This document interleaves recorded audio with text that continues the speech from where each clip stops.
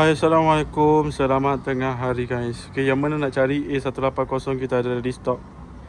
A180 yang ni tahun dia 2021. Baru juga sampai, tayar Continental 4 pieces. Okay, keempat-empat tayar dia pakai tayar jenis Continental. Ini bahagian belakang dia. A180 color warna hitam, memang lawa guys. Okay, yang mana nak cari A180 boleh contact dia. Okay, kereta memang lawa.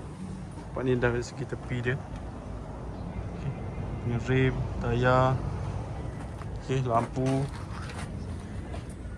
Ready stock. Masih belum ada buyer lagi. Yang mana nak cari A180, okay, boleh contact din. Boleh datang ke showroom. Yang ni ada blind spot monitor, blind spot assist. Ini bahagian dalam dia guys. Okay, dia punya mileage dia 22410. Ini nombor chassis dia 45372. Nombor chassis dekat belakang. Dia pakai half leather warna merah dengan warna hitam. Okey. So guys, yang mana nak cari A180 nanti boleh contact din. Kereta memang lawa. Nampak dia punya door trim dia. Okey, ini bahagian dalam.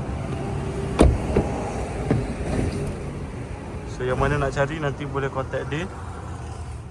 A180 tahun 2021 warna hitam. Okay, selain daripada model ni, korang boleh contact din untuk request. InsyaAllah kita ada banyak stok panasnya A180. Okay, Assalamualaikum. Bye bye.